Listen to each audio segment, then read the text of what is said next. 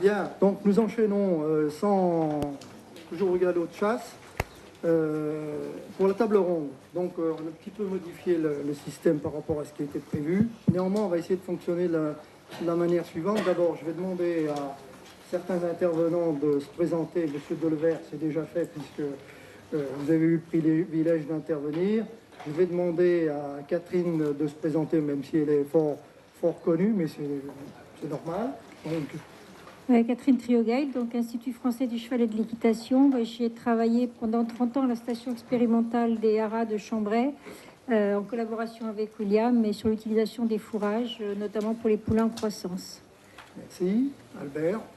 Donc, Albert Hardy, je suis éleveur de chevaux dans le sud de la Manche depuis une dizaine d'années. Et puis, je vais peut-être avoir l'occasion, William, de présenter rapidement le contexte de l'exploitation et surtout l'utilisation du pâturage dans un deuxième temps, parce que je vais expliquer la règle du jeu pour qu'on essaie de tenir dans le peu de temps que nous avons.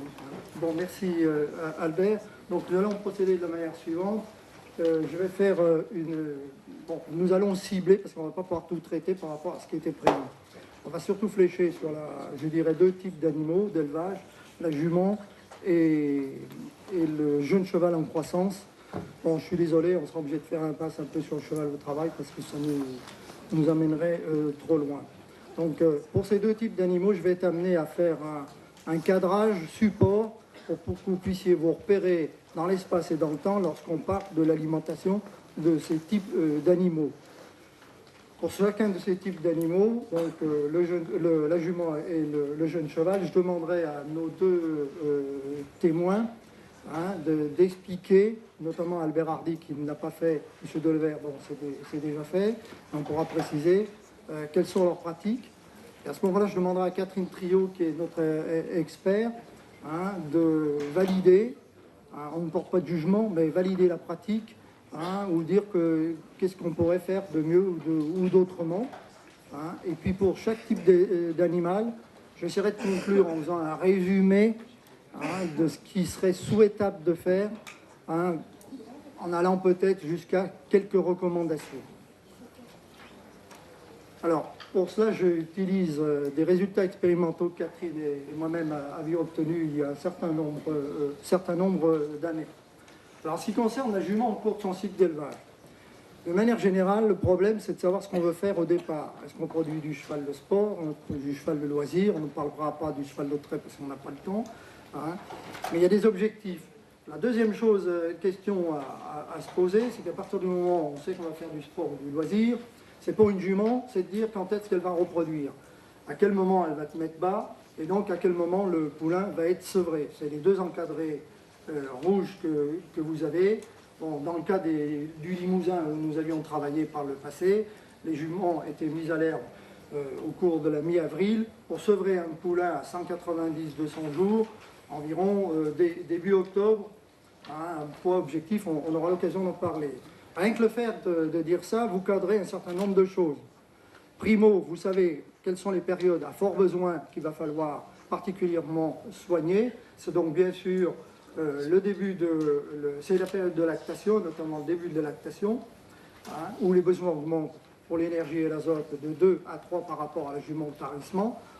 Deuxièmement, vous avez une autre période, c'est la période de fin de gestation, les 4 derniers mois, où les besoins augmentent d'environ 35%, tous nutriments confondus, on n'a pas le temps de détailler. La troisième chose, c'est que c'est évident, c'est qu'à partir du moment où vous avez fixé la période de reproduction et de sevrage, vous avez des périodes d'alimentation. Une première qui est importante, c'est le pâturage, qui peut durer 6 à 8 mois, 6 mois quand la jument est allaitante en moyenne, et 2 mois selon les conditions de la saison, ultérieurement après le sevrage. Donc utilisation du pâturage, et on va voir dans quelles conditions. Deuxième temps, c'est la période hivernale. 4 mois au minimum. Les questions qui se posent, c'est quel type de fourrage, quel type de complémentation. Comme pour la période pâturée, les questions qu'on se pose, c'est quel système de pâturage, comment on met à l'herbe, est-ce qu'on complémente et est-ce qu'on ne complémente pas. Alors là, je me retourne vers Albert Hardy, qui a donc un élevage de cheval de sport en zone humide, qui va nous dire comment il pratique déjà pour les juments. Bon, alors quelques éléments d'abord. Tu me donnes 5 minutes, non? Ah oui, bien sur le système de production. Bon, l'élevage du teil, il s'appelle comme ça. Et d'ailleurs, si vous voulez avoir des images de l'élevage du teil, vous allez sur notre site web. Je fais la promotion, hein, www.cheval-au-milieu-sport.com, hein, cheval-au-milieu.sport. Et vous verrez que nous avons un certain nombre de chevaux à vendre. Et vous pouvez nous appeler, il n'y a pas de problème, vous êtes invité à la maison. Donc, parle bien dans le micro, je m'excuse, hein, mets bien le micro devant toi pour que derrière ils entendent. Hein. L'élevage du teil, c'est d'abord deux associés travaillant à plein temps sur l'exploitation, Françoise Rivière, ma compagne et moi-même. C'est 25 hectares de SAU, tout en herbe, dont 14 hectares de prairies permanentes et 11 hectares de prairies temporaires à base de raigrats anglais. Donc on est bien dans un contexte, tu le dis, climatique. Le sud-Manche très, très favorable à la pousse de l'herbe, avec des sols de limon profonds et une pluviométrie élevée de l'ordre de 950 mm d'eau par an. Mais l'élevage du teil, c'est aussi deux ateliers de production complémentaires, sans qu'aucun atelier ne soit prioritaire sur l'autre. Un troupeau de 20 vaches allaitantes de race limousine et la suite, et un effectif de 7 poulinières, celles français et la suite, représentant aujourd'hui 42 chevaux, sachant que les chevaux sont vendus entre 3 et 9 ans. Alors, pour en revenir à la capacité de chargement des prairies, le total des UGB présentes en 2009 représentait près de 60 UGB, donc sur 25 hectares, dont environ les 2 tiers sous forme d'UGB bovin et le tiers restant sous forme d'équin.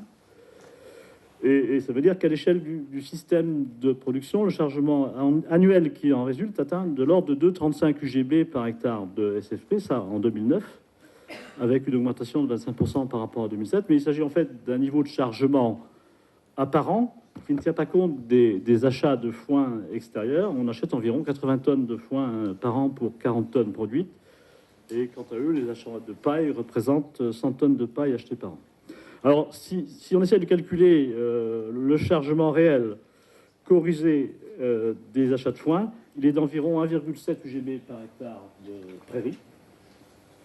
Sur des prairies qui reçoivent en moyenne 40 à 50 unités d'azote minéral, avec en complément 15 tonnes par hectare de fumier décomposé provenant des 2 ateliers bovins et équins. Donc voilà un peu pour cadrer la globalité du système. Bon, on est donc dans un système chargé qui est très nettement sous la dépendance d'achats extérieurs. D'accord. Mais dans ces conditions, dans un système qui est maximisé, en fait, hein, on peut dire, quelles sont les pratiques de pâturage mises à l'herbe? Voilà, très bien. Donc la stratégie d'alimentation repose effectivement sur l'utilisation maximale du pâturage. Bon, à la fois pour des raisons techniques, ça a déjà été dit, l'herbe pâturée au printemps a une valeur comparable à celle d'un aliment concentré, mais bien sûr pour des raisons économiques, ça a été dit aussi. Une unité fourragère sous forme d'herbe pâturée coûte 3 à 4 fois moins cher qu'une unité fourragère sous forme de stock, ça c'est clair. Donc la conduite du pâturage est basée sur la mise en œuvre du pâturage tournant et sur l'affectation de lots d'animaux à des blocs de parcelles. Chaque lot d'animaux pâture en moyenne 4 parcelles au printemps, avec un objectif de chargement, alors moi je parle en art par UGB, de 30 à 35 arts. Oui, alors on va s'entendre, peut-être pour que ça soit peut-être plus compréhensible pour vous, au lieu de parler, je dirais, en animaux par hectare, on va faire l'inverse cette fois-ci, on va parler plutôt en surface par animal. Ça sera peut-être plus parlant pour vous. Vas-y. D'accord, donc l'objectif au printemps, c'est de viser en gros 30 à 35 arts par UGB, et on y arrive régulièrement depuis 4 ans, ce qui là aussi est élevé. Et autre spécificité, bien sûr, de l'élevage, c'est que le pâturage des blocs de parcelles est réalisé simultanément par des bovins et des chevaux sur la base des associations suivantes. On a un lot de poulinières suitées avec des vaches allaitantes en village d'automne dans des parcelles proches de l'exploitation. On a un lot d'entiers de 1 an avec des vaches allaitantes qui sont, elles, en village d'hiver sur un autre bloc de parcelles.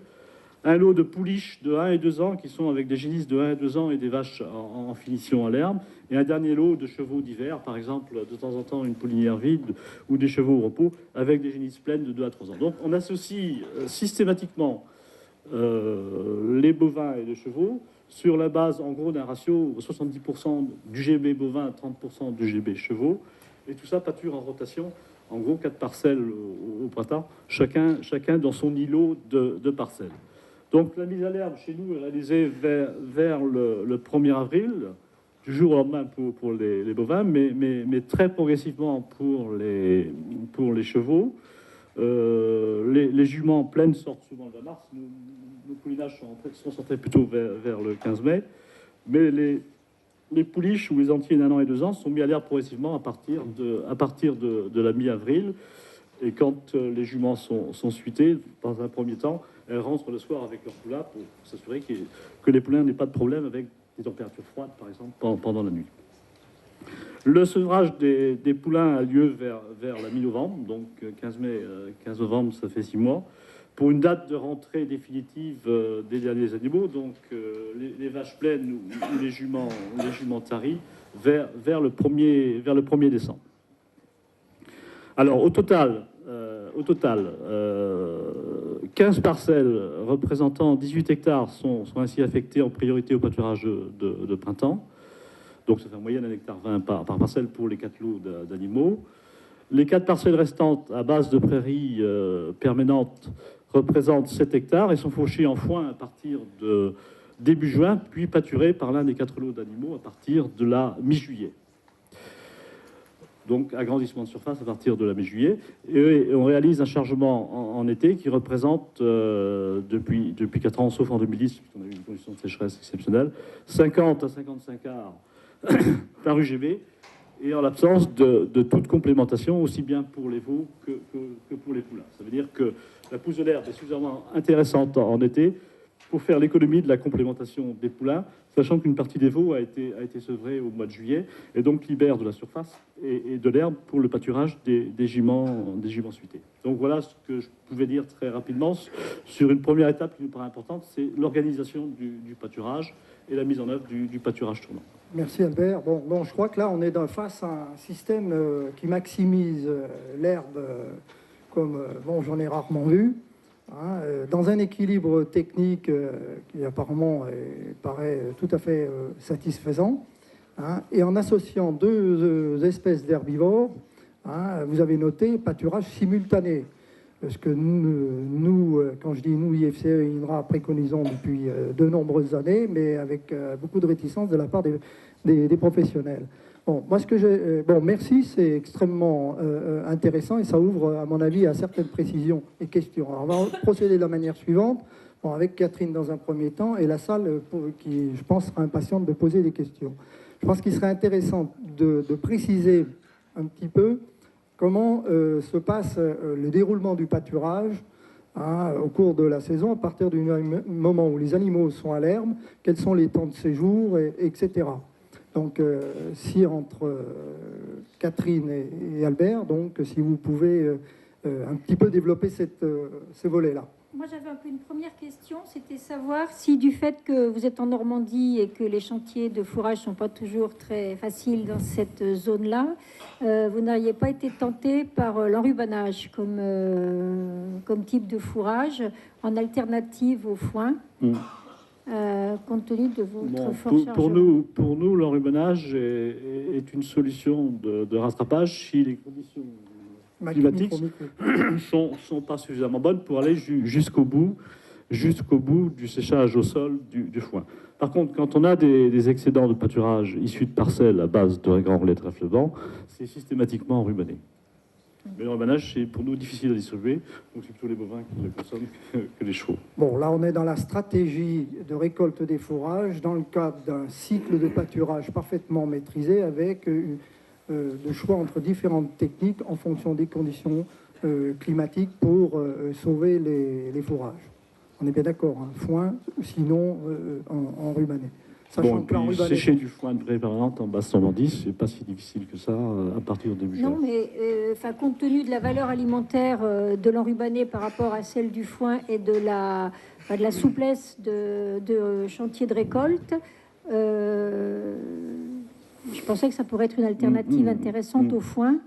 et qui vous permettrait peut-être de minimiser le tonnage de foin acheté. Oui. Bon, c'est pas... J'ai pas d'éléments techniques. Non, mais bon, sur la valeur alimentaire de l'enrubannage comparée à celle du foin à même stade de récolte. C'est ça qui est important.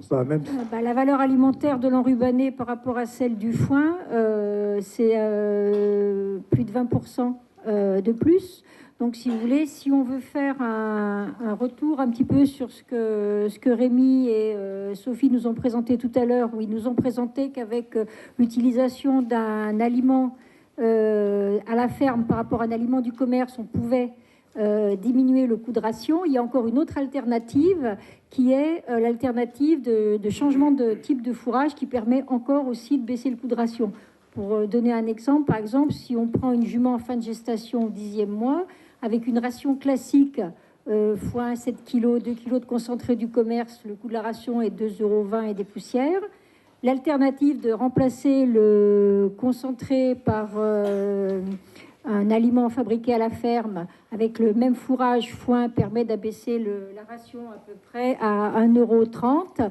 Et si vous utilisez encore un autre fourrage, par exemple l'ensilage de maïs, puisque vous m'aviez posé la question, ensilage de maïs et 1 kg d'orge, 700 grammes de tourteau permet d'équilibrer parfaitement la ration. Là, vous baissez votre coût de ration encore de l'ordre pour arriver à 1 €. Donc, vous voyez, il y a plusieurs méthodes encore pour abaisser le coût de ration en choisissant un type de fourrage différent. Mais il faut intégrer, me semble-t-il, dans le calcul, le coût des charges de récolte supplémentaires quand on fait de l'enrubannage par rapport à du foin séché au sol. Ça j'ai pas les éléments, mais ça coûte cher. Et puis c'est un matériel spécialisé, hein, pour ceux qui ne sont pas familiers avec l'enrubannage. Hein, c'est un matériel spécialisé.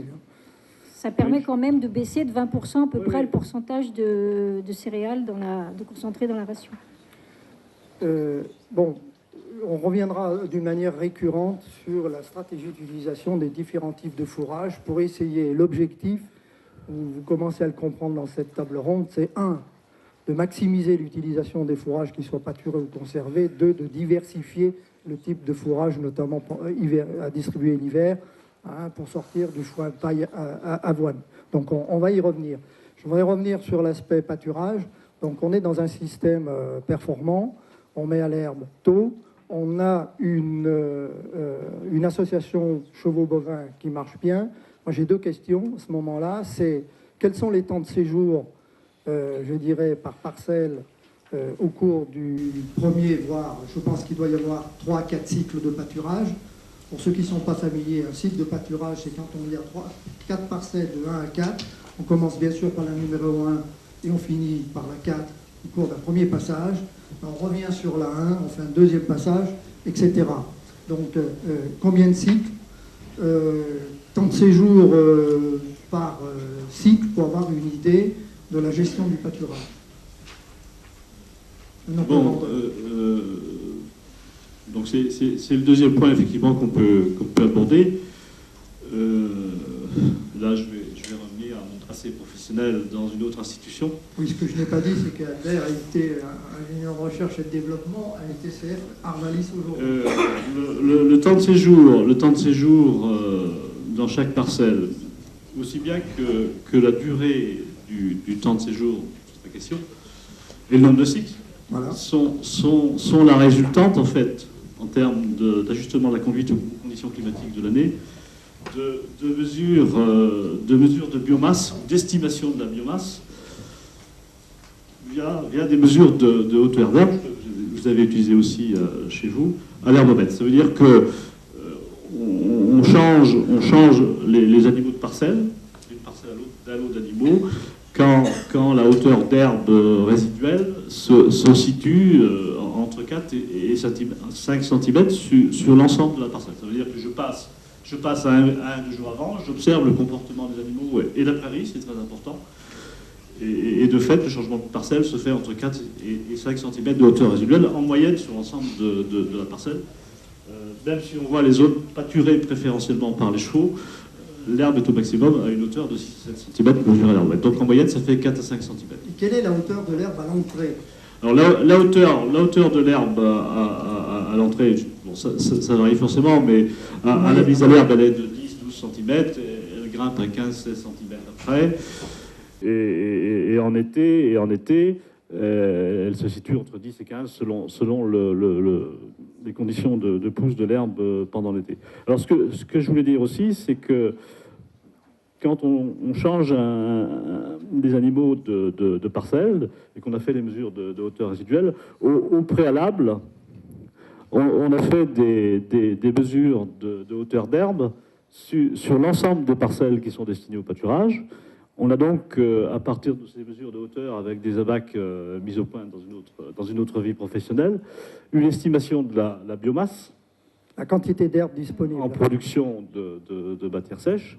Et cette production de biomasse est traduite pour nous en jours d'avance de pâturage, en tenant compte d'une estimation de la capacité d'ingestion à l'herbe de nos vaches et de nos chevaux. Et là, la valeur calculée de jours d'avance, donc mesurée ou estimée, est comparée à des valeurs repères ou à des valeurs de référence qui nous permettent de prendre les bonnes décisions d'ajustement.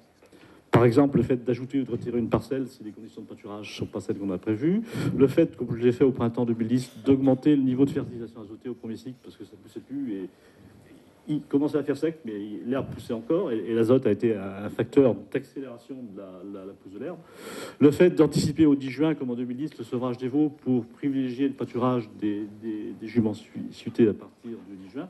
Donc autant de décisions qui sont prises en ayant ces valeurs de l'indicateur jour d'avance comparées à des valeurs objectifs qui permettent de prendre ces décisions d'ajustement de la conduite. Et donc, au final, les temps de séjour, les durées de cycle et le nombre de cycles sont la résultante de l'application de ces règles de décision à la conduite du pâturage. Mais en moyenne, pour répondre à ta question de façon plus concrète, on fait 2 à 3 passages jusqu'à la mi-juillet. En gros, 2 passages jusqu'au 10 juin. Et puis, 2 cycles de pâturage complet. Ouais. Et puis, 10 juin, et puis le 4 juillet, on va récupérer les surfaces après fauche. Qui ont été fauchées au printemps et qui sont réinjectées dans le système à la mi-été quand ça commence à sécher. Et on fait 2 à 3 passages, 2 passages en été jusqu'au sevrage des poulains et un passage à l'automne qui peut traîner un peu parce qu'on a des animaux qui sont soit des vaches qui sont taries, soit des juments qui sont plus suités. Donc l'objectif est de bien nettoyer les parcelles, mais sans compromettre la repousse du printemps suivant. Pour rebondir là-dessus, avec le pâturage tournant et le pâturage associé bovins-chevaux, vous avez des nettoyages à faire ou est-ce que... Non, on ne fauche pas de refus, sauf circonstances exceptionnelles, par exemple excédent de pluie, qui nous conduit à sortir les animaux prématurément de la parcelle. Et dans ce cas-là, les refus, quand ils sont fauchés, ils sont même récoltés pour repartir sur des bonnes bases au niveau de la repousse. Mais on fauche jamais les refus. Non. Donc en résumé, vous comprenez bien que sur les parcelles qui sont... le parcellement qui a été mis en place, il y a 4 à 5 passages des troupeaux de juments ou jeunes chevaux et bovins, avec un temps de séjour qui doit varier d'un cycle à l'autre, probablement... C'est entre 7 et 10 jours, je ne l'ai pas dit. Par parcelle, ouais. Oui. Donc ce qui veut dire que c'est de l'ordre de 20-25 jours pour les 4 parcelles au cours du premier cycle, et on monte pratiquement au double de temps de séjour à la mi-été pour des raisons évidentes, parce qu'il fait sec. La deuxième chose qu'il faut retenir, c'est que vous avez vu que ce pilotage se fait en fonction de la quantité d'herbe disponible à l'entrée des animaux, qu'il faut estimer, et à la quantité d'herbe disponible, ou résiduelle plus exactement, à la sortie des animaux. On utilise pour ça un herbomètre, c'est un mot pompeux pour dire c'est un tube avec un rond ou un carré et une réglette, et on fait monter ce plateau le long de la réglette. Pour ceux qui n'ont pas l'œil, ça permet d'avoir une vue objective, et à ce moment-là, vous pouvez estimer la quantité, d'une part, au moins la hauteur d'herbe, même si vous ne faites pas les calculs comme Albert le fait, compte tenu de son passé, hein, mais ça permet quand même d'avoir une vue objective. Vous avez noté qu'il faut rentrer les chevaux au printemps, à partir du moment où le sol porte relativement tôt, quand l'herbe est à 10, 12, 15 cm, pas plus, hein, et qu'il faut sortir quand elle est à 5-6 cm.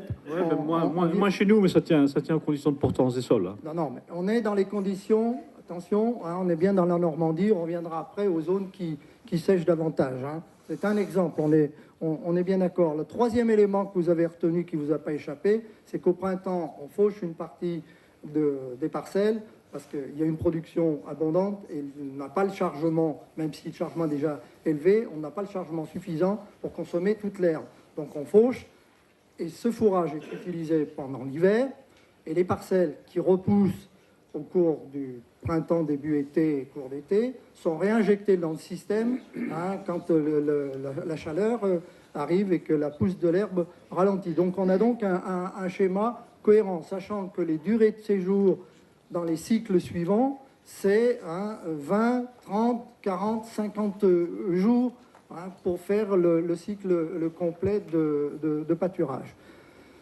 Une autre question qui peut se poser, c'est quelle est la fumure dans ces cas-là dans un tel système?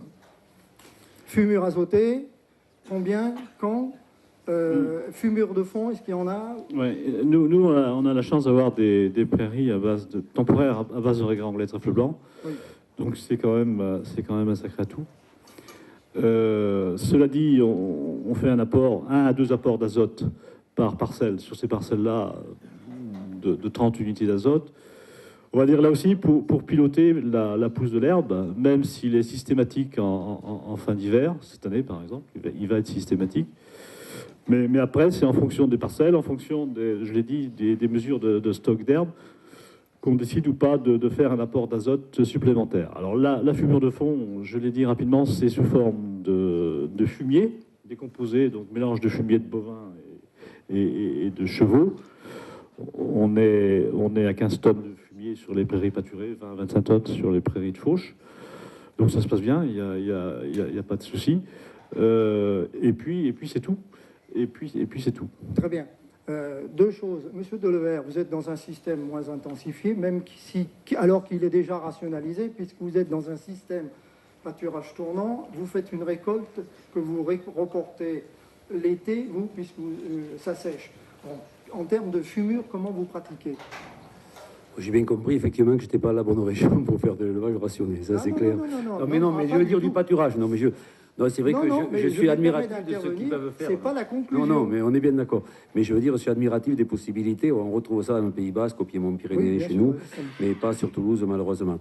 Comment je fais? Bon, de toute façon... Vous avez une fumure azotée? On a une fumure qui, en règle générale, excepté ces 2 dernières années, parce que j'ai des sols qui sont relativement riches, disons, un stock d'acide phosphorique et de potasse pour des raisons historiques, puisqu'il y a eu des grandes cultures assez intensives et qui avaient été relativement bien conduites avec des apports de résidus, un taux de matière organique. Là où sont les prairies, c'est des bords de sable, de bords de rivière, donc avec un stock alimentaire, NPK, enfin PK et N aussi un peu, relativement insuffisant. Donc c'est vrai qu'en règle générale, un peu contrairement à ce qu'a dit Nathalie, parce qu'elle l'a vu sur les 3 dernières années, on fait un apport d'NPK d'une 50aine, 60aine d'unités par an.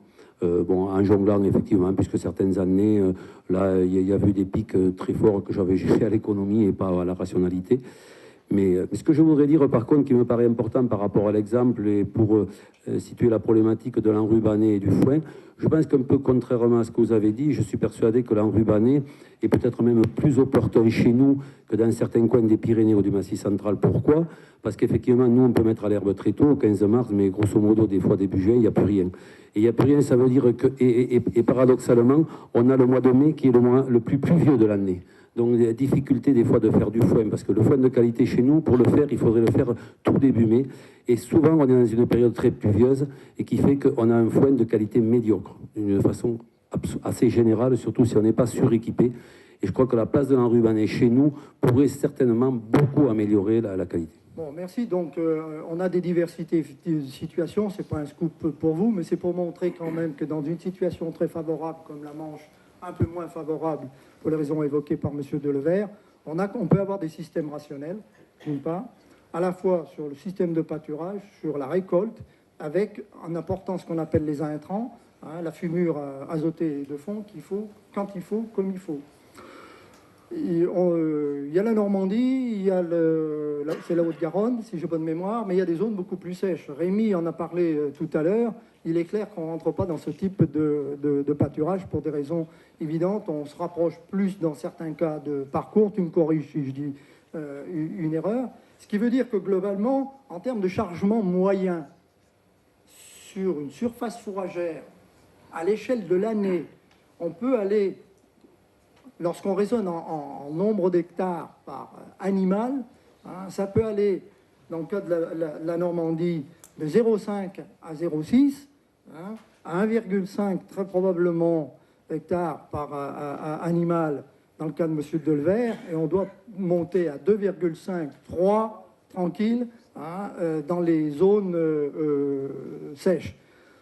Il n'empêche que dans ces 3 cas de figure, on peut avoir un pâturage rationnel, hein, de la même manière. Hein, ce qui a été dit dans un cas, hein, n'est pas transposable dans sa totalité, n'empêche que dans la volonté d'organiser la rotation, ajuster le chargement en fonction du printemps, de l'été, faire des reports, ça demeure quelle que soit la région. Alors, une autre chose qu'il faut bien comprendre quand on parle de chargement, vous avez le chargement moyen, c'est ce que je viens d'évoquer. Vous avez le chargement instantané, c'est du jargon, ça veut dire quoi? Le chargement que vous allez avoir au printemps ne sera jamais le même que celui que vous avez au cours de l'été, voire en fin de saison. Ça veut dire qu'il faut ajuster les surfaces disponibles en fonction du moment de la saison. Au printemps, comme ça pousse beaucoup, on charge, c'est-à-dire qu'on réduit la surface par animaux, hein. Et ça peut aller jusqu'à 0,3 hectares par exemple, jument, suité ou même vache. Hein. Après, bien sûr, on peut monter à 0,5, 0,8, à 1, etc. au cours de la saison. Et c'est la même chose dans les autres zones, dans la zone de M. Delevert. Hein. Si on a un chargement moyen d'1,5 hectare par exemple, jument à l'échelle de la saison, au printemps, il sera de 0,8 hectares par jument, puisqu'il faut ne pas gaspiller de l'herbe, il faut la consommer, ce qui ne peut pas se consommer, et récolter et reporter, soit l'été dans ce cas-là, soit l'hiver. Un autre point important, c'est en matière de fauche. On fauche pratiquement systématiquement, dans la plupart des zones, une partie de la surface au printemps, pour les raisons que je viens d'évoquer. L'objectif de la fauche second, c'est également de contribuer à entretenir la surface d'herbe, parce qu'il faut alterner fauche, pâture, c'est ce que bon nombre d'entre vous, je pense, connaît, et on ne fauche pas systématiquement la même parcelle d'une année à l'autre. Donc voilà un petit peu pour la jument, hein, on va passer au jeune cheval, hein, un certain nombre d'éléments. Donc avec une jument qui est calée au plan de la reproduction et avec un sevrage en octobre, vous voyez qu'on peut nourrir la jument, et dans bon nombre de cas, au moins la jument de sport, la jument de loisir, sans complémentation, exclut l'apport en minéraux et éléments obligatoires, quelle que soit la région. On peut avoir 6 à 8 mois de pâturage, la jument suitée ou après son sevrage, en rotation comme ça a été indiqué, avec des chargements qui varient. On est bien d'accord?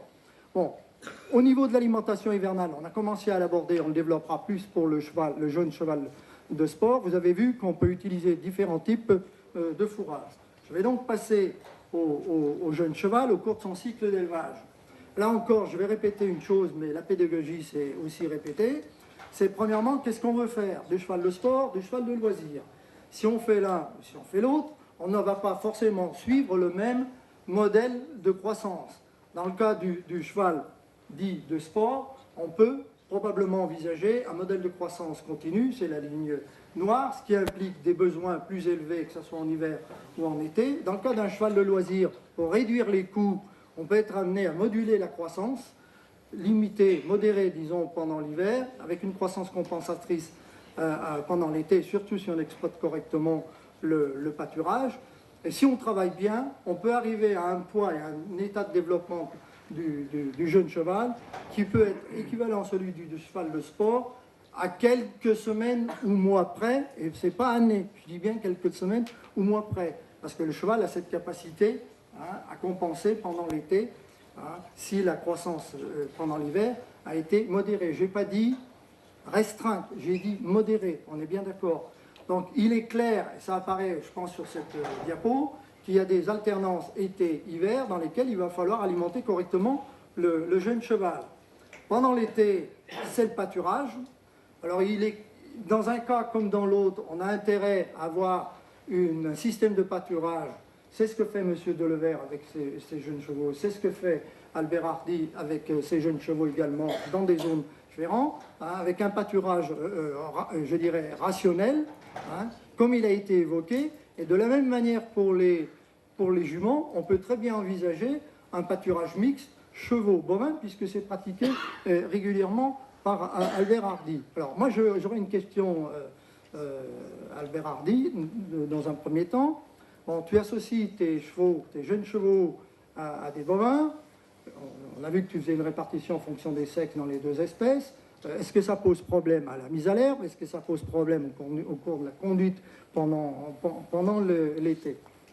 Alors, s'agissant des entiers de 1 an, parce que c'est cette catégorie d'animaux qui peut être la plus turbulente, voilà. Surtout quand on en a 5 ou 6 ensemble, on y ajoute en général un cheval adulte. On avait jusqu'à présent un ancien garde républicain en retraite qui était un cheval hongre qu'on mettait avec ses entiers. Deuxième élément, les vaches allaitantes qui pâturent avec ces entiers sont mises à l'herbe dans la première parcelle à pâturer au printemps, fin mars, début avril. Et on attend que les vaches sortent de cette parcelle pour y mettre sur la partie où il y a un peu plus de reflux que d'habitude, les entiers tout seuls, pour que les entiers apprennent à respecter déjà les clôtures et qu'on les surveille plus facilement, et qu'il y ait une période un peu de transition alimentaire, même si elle est pas très suivie, sur de l'herbe résiduelle à une hauteur de 6-7 cm, sans qui se jette sur de l'herbe jaune. Et c'est à partir de la deuxième parcelle qu'on agrège les entiers et les vaches allaitantes suitées, en les surveillant, mais toujours au niveau des clôtures. Sachant que les bovins, limousins pourtant, s'adaptent très très vite au comportement des entiers. C'est-à-dire quand les entiers jouent, ils se barrent pas dans tous les sens, ils se regroupent au milieu de la parcelle, et ils laissent passer l'orage, et puis après ça devient un rituel, et on n'a jamais eu de problème par rapport au risque que les bovins franchissent les clôtures, etc., ou que des jeunes chevaux court après des veaux, des choses comme ça, jusqu'à essoufflement complet. Ça se termine toujours assez vite au bout de 30 secondes. Quoi. Alors, ça vous fait un lot de combien d'animaux de chaque... Micro là, ce lot-là, c'est en gros 10 vaches allaitantes, 10 veaux, le taureau, et puis 5-6 chevaux. Quoi. Sur quelle surface? C'est un bloc qui fait 4 hectares et des poussières. J'ai pas compris le nombre de chevaux, combien? 5-6 chevaux, ça dépend des sex ratios selon les générations. Oui.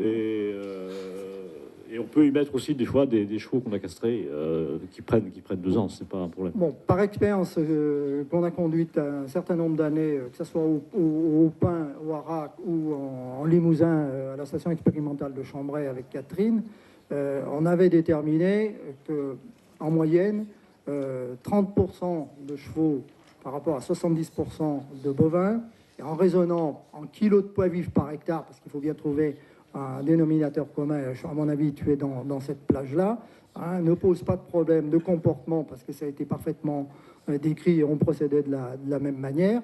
Deuxièmement, en termes de gestion du pâturage, tu l'as indiqué tout à l'heure, ça permet effectivement de valoriser correctement non seulement la production fourragère, mais deuxièmement de diminuer le travail à faire de fauche de refus. Parce qu'on entend quand même trop souvent aussi beaucoup de choses qui sont fausses en ce qui concerne le cheval. Quand on a une conduite rationnelle, on peut avoir, je dirais, une végétation qui se développe normalement avec un minimum de travail. Catherine. Oui, là je voulais juste intervenir en disant que ça marche bien parce que je pense ce sont des vaches allaitantes. Nous, on avait fait aussi l'expérience génisse, limousine et poulain anglo-arabe. Alors là, c'est nettement plus sportif. et ça fait souvent des excursions en dehors des parcelles. Oui, mais j'ai noté que en Normandie, là, chez Albert, il y a également des pouliches qui sont associées à des génisses. Est-ce que tu as la même pratique J'ai la même pratique, puisque quand les entiers quittent la première parcelle avant de rejoindre les vaches allaitantes, ce sont les pouliches qui sortent pour les surveiller pendant une petite semaine, et après on les emmène dans une parcelle éloignée qui est à 3,5 km. Elles rejoignent à la fois le lot des génisses de 1 à 2 ans et 2 ou 3 vaches en finition à l'herbe. Et bon, de temps en temps, il y a l'agitation, mais si les clôtures marchent bien, le problème est vite réglé. Alors, nous, on travaille sur des surfaces beaucoup plus petites. C'est pour ça que je vous demandais les surfaces. On travaillait sur des surfaces d'1,5 hectare à peu près. 1,5 hectare avec une quinzaine d'animaux confondus, bovins. Quand je vous parlais tout de suite de 4 hectares 4, il y a 4 parcelles, donc ça fait 4 fois. Oui, d'accord, 4 fois 1,5 hectare. Bon, donc je pense que vous serez convaincu qu'il est possible d'associer des chevaux et des bovins, y compris des entiers, à partir du moment où on a une pratique raisonnée et raisonnable. Si on passe à l'alimentation hivernale, qui est importante pour ces animaux-là, puisqu'on a dit qu'on peut avoir 2 stratégies d'apport, d'abord de niveau d'apport par rapport aux objectifs de production, mais la première question qui se pose, c'est quel type de régime alimentaire? Est-ce qu'on peut sortir du traditionnel régime foin aliments concentrés? Bon, je pense qu'il y a déjà des choses qui ont été dites. On peut passer à des ensilages, qui soient d'herbe, qui soient de maïs. J'aimerais bien que les intervenants de la table ronde puissent nous dire quelles sont leurs pratiques. Et, par exemple, Monsieur Dolvert, vous êtes amené à utiliser de l'enrubané, y compris pendant l'été et pendant l'hiver. Oui, surtout uniquement pendant l'hiver. Bon, mais c'est vrai que quand on a démarré l'enrubané, je vous ai dit un peu les raisons. Donc la famille Delprat était équipée en enrubanage déjà, donc ça m'a facilité la tâche. Bon, j'ai trouvé ce système attractif et ça m'a permis, comme l'a expliqué Nathalie, dans un laps de temps assez court, disons, de faire consommer la botte en mettant un lot à 12 heures l'eau le jour, 12 heures le même lot, disons, un autre lot, disons, sur le même site la nuit. Et c'est vrai que jusqu'à présent, je n'ai eu aucun problème et j'ai trouvé cette technique plutôt intéressante. J'avais sollicité, parce que tout à fait au début, on avait quelques inquiétudes. Effectivement, ces pratiques-là étaient fortement déconseillées, où il y avait beaucoup de suspicions. Et j'avais d'ailleurs appelé, on s'est rencontré pour la première fois aujourd'hui, Madame Triogel, qui m'avait fortement conseillé, disons, pour savoir comment il fallait opérer. Donc, conclusion, il est possible d'utiliser autre chose que du foin. Même si on n'est pas hostile au foin, mais il est possible d'utiliser autre chose, c'est les ensilages. Donc, Madame Delprat aussi, je voulais en dire un mot, utilise aussi fortement de l'enrubané de luzerne. Et c'est vrai que c'est un sujet sur lequel je voulais poser des questions, parce que je pense que l'utilisation de la luzerne dans le sud peut être un moyen, effectivement, de mieux valoriser le potentiel agronomique et climatique de ces régions-là, si peu que le pH le permette. Oui, j'aimerais avoir l'avis de Catherine sur l'utilisation de l'enrubané de légumineuses pures, c'est vraiment pas conseillé du tout. On conseille de ne pas monter au-delà de 50% de légumineuses dans l'enrubané. Par contre, moi j'ai noté dans vos pratiques, je vous ai pas complètement convaincu. Vous avez dit que vous m'aviez souvent demandé mon avis, mais j'ai vu que vous gardiez quand même du foin encore en plus de votre enrubané, sûrement par sécurité. Alors bon, il faut savoir quand même qu'on peut distribuer de l'enrubané tout seul, à volonté. Je dirais pas la même chose sur l'ensilage de maïs. On peut le distribuer aussi tout seul, mais pas à volonté parce qu'il est trop riche. Mais il n'y a vraiment aucune crainte à distribuer de l'enrubané à volonté. Par contre, comme pour l'ensilage de maïs, la précaution à prendre quand même, c'est de faire non seulement une analyse chimique, mais aussi une analyse de conservation, puisque là, on a un produit qui est conservé par voie humide, pour s'assurer d'avoir vraiment une qualité de conservation excellente, parce que le cheval ne tolère pas des qualités de conservation moyennes comme le bovin. J'en profite pour dire, Catherine m'a tendu la perche, oui, il y aura vous levez le doigt, parce que vous n'êtes pas... Mais je veux simplement dire 2 points. Catherine a parlé d'analyse. Quand vous ne connaissez pas la valeur de votre fourrage qui peut être compréhensible, vous avez 2 grandes manières. Soit vous connaissez s'il s'agit d'une graminée, d'une légumineuse, vous savez à quel stade elle a été récoltée. Vous allez dans le bouquin de l'INRA, je n'ai pas de droit d'auteur, je vous en parle d'autant plus facilement. Vous regardez les tables et vous avez la valeur. Si vous voulez quelque chose de plus précis, faites faire une analyse chimique et les laboratoires sont tenus d'utiliser les équations mathématiques de prévision à partir de la composition chimique de la valeur nutritive. Donc, il est possible aujourd'hui de connaître la valeur nutritive des fourrages. Deuxième point concernant la conservation. Si vous avez des doutes, vous faites des prélèvements dans les conditions prévues par le labo pour faire des analyses de conservation. Les labos sont tenus de connaître les abacs que l'INRA a produits en fonction d'un certain nombre de caractéristiques chimiques, je n'entrerai pas dans les détails, vous donne une indication, votre ensilage, quel qu'il soit, est mauvais, il est bon ou il est excellent. Donc vous avez tous les arguments. Monsieur veut poser une question. Vous donnez votre nom, votre région. Hugues Calvin, donc président du groupement des éleveurs de chevaux d'endurance du Languedoc-Roussillon.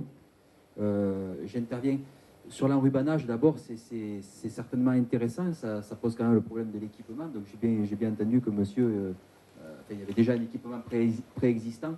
Très souvent, on l'a vu ce matin, hein, on est sur des ateliers pas très rentables, sur des ateliers de petite taille, et investir de façon individuelle dans ce matériel, ça paraît difficile. Non. Et sur tout ce qui est matériel de récolte, etc., on sait qu'en collectif, on fauche tous à peu près au même moment, on a tous envie de sécher notre feuille au même moment, etc. Et donc sur ce matériel-là, matériel de récolte, c'est difficile en collectif, en commun. L'autre point que je voulais soulever, c'était pour revenir un petit peu sur ce qu'a dit mon collègue tout à l'heure, Philippe Artaud, qui vous a intéressé par son intervention. Je pense qu'il y a sur l'alimentation, quand on parle d'alimentation et de coût d'alimentation, l'aspect temps de travail est souvent négligé et pour autant il devrait rentrer en compte dans le calcul du coût de l'alimentation, parce que ce qui est intéressant, c'est pas de savoir à quel prix nous est livré l'orge ou le foin, mais à quel prix elle nous revient quand ça arrive à la bouche du cheval. Et pour arriver jusqu'à la bouche du cheval, parfois le foin il a été manipulé 4 ou 5 fois, l'orge elle a été aplatie, elle a été etc. Et donc il y a des temps de travail, donc des surcoûts très importants, mais qui peuvent être très très variables d'une exploitation à l'autre. Et je pense que là il y a des marges de progrès. Alors, très importante. C'était un petit aparté. Ah non, mais tout à fait. Voilà, ça me semble très important de tenir compte de ces temps de travaux et de raisonner ça pour essayer de réfléchir à la diminution des coûts. Et d'où l'intérêt du pâturage, parce que quand on fait pâturer, j'allais dire, des chevaux, ben, on n'a pas à mener l'alimentation à la bouche du cheval, c'est la bouche du cheval qui y va toute seule. Donc il y a un gain certainement de ce côté-là. Et enfin, sur l'aspect pâturage, c'est vrai qu'on n'est pas tout à fait dans la même problématique qu'en Normandie.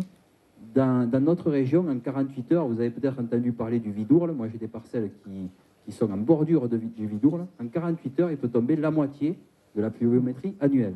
Et ensuite, pendant 6 mois, on peut ne pas avoir une goutte d'eau. Alors, ça paraît presque fou quand on dit ça, mais on est vraiment dans un climat méditerranéen au sens fort du terme. Et du coup, on a des contraintes très, très particulières. On a des modes de gestion des pâturages très particuliers. Moi, je sais que si je mets mes chevaux au printemps sur certaines parcelles, si par hasard, il n'y a pas un printemps pluvieux, qu'il n'y a pas une goutte d'eau qui tombe derrière, les parcelles ne revoient pas ni un cheval, ni une faucheuse jusqu'à l'automne. Voilà. Vous évoquez, si vous pourrez y revenir, mais déjà, vous avez évoqué 3 points importants. Je m'appuie également sur les collègues qui sont à la tribune. Récolter de l'enrubané, il faut un matériel spécifique à l'échelle individuelle, sauf à avoir une certaine superficie, c'est exclu. Bon, il y a soit les CUMA, c'est centre d'utilisation du machinisme agricole, pour avoir le matériel en commun. Bon, ça marche pour les ruminants quand même, hein. Donc ça pourrait marcher pour les chevaux. Sinon, vous avez l'entreprise. Après, c'est un calcul de coût d'opportunité que les économistes connaissent bien, à savoir si ça vaut le coup ou non d'avoir ce type de démarche. Deuxième point, en ce qui concerne les céréales, vous dites, bon, on est amené à aplatir, etc. Bon, la question peut se poser, hein, si finalement, il vaut mieux acheter le maïs broyé ou passer son temps à le broyer. Pareil pour l'orge, hein.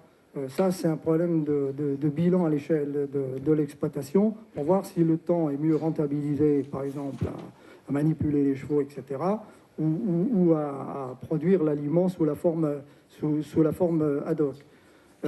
Troisième et dernier point, concernant les conditions climatiques. C'est clair que vous êtes dans des conditions difficiles.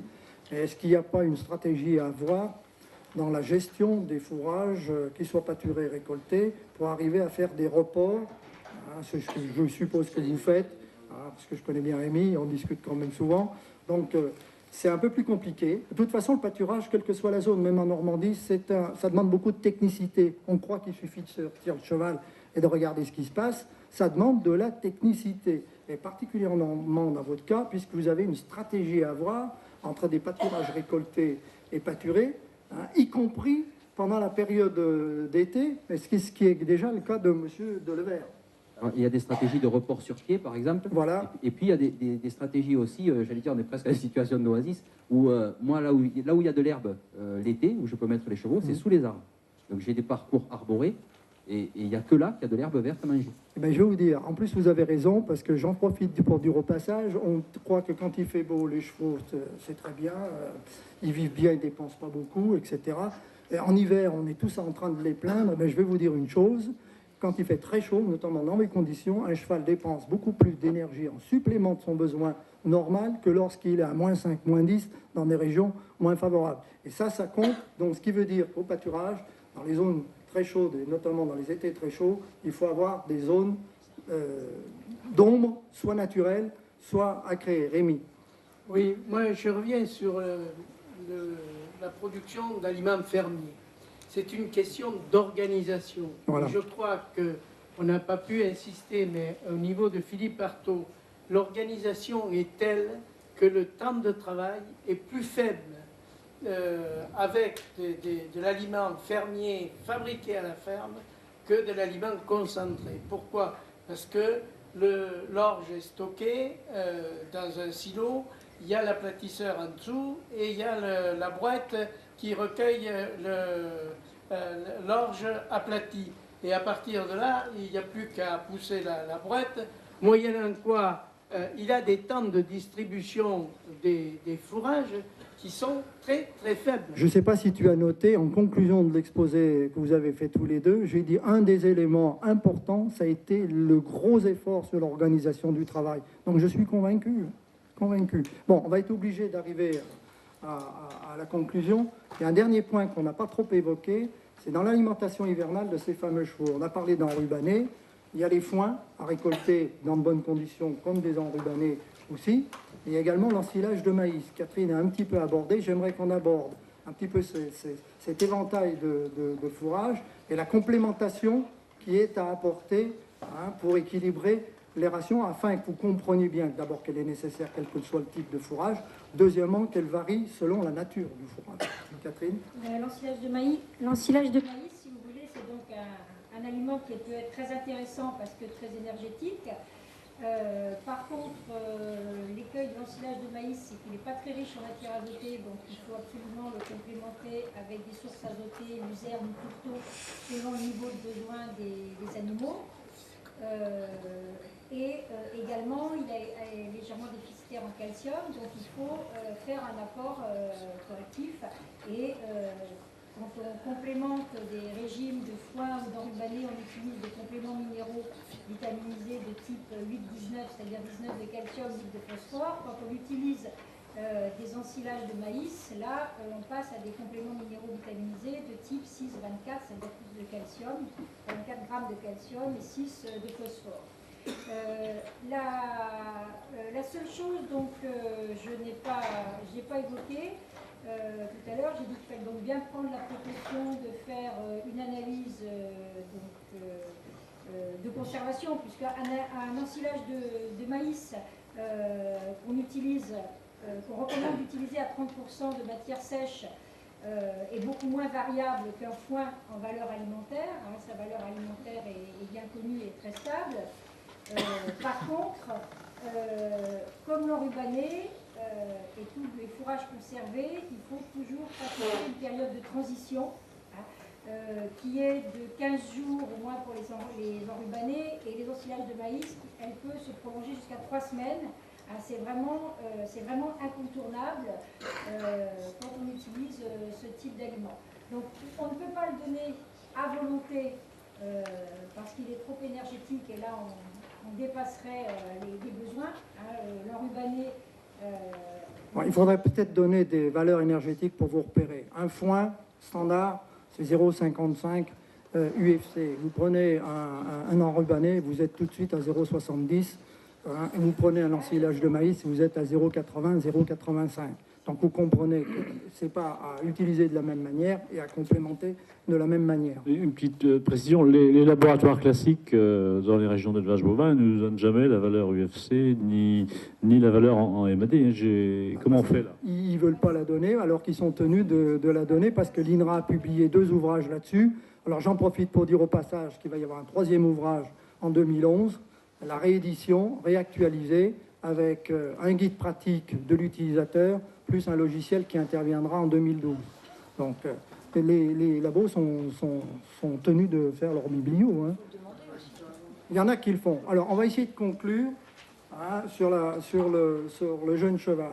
Donc il est possible de produire un cheval de sport comme un cheval de loisir, avec des modèles de croissance choisis, avec une conduite rationnelle au pâturage, comme pendant l'hiver, au pâturage.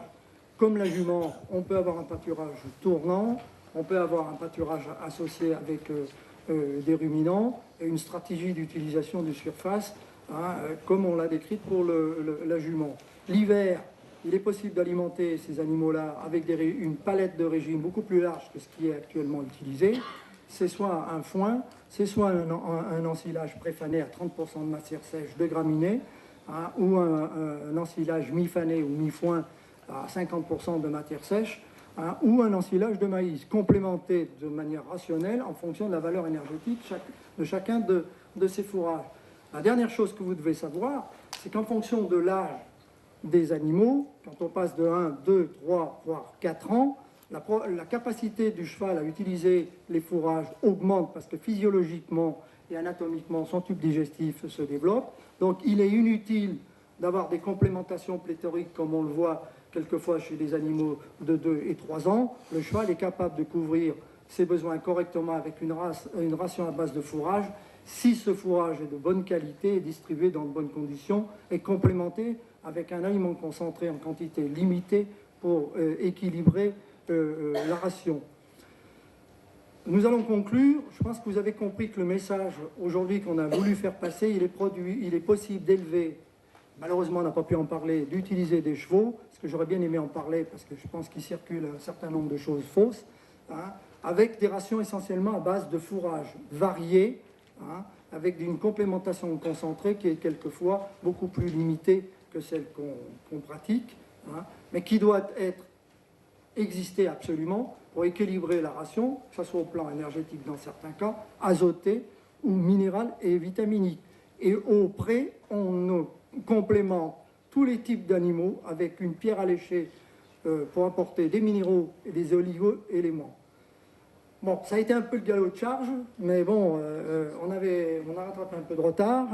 Il y a une conclusion qui est attirée par Emmanuel Rossier au nom de l'ELI-FCE. Moi, je tiens à remercier ceux qui ont eu la patience de rester jusqu'à maintenant. Bon, j'espère qu'on vous a apporté un certain nombre de messages. Je suggère aux organisateurs, peut-être ultérieurement, d'avoir ce type de session pour essayer d'aller un petit peu plus loin qu'on a essayé de le faire. Merci de votre attention et bonne soirée.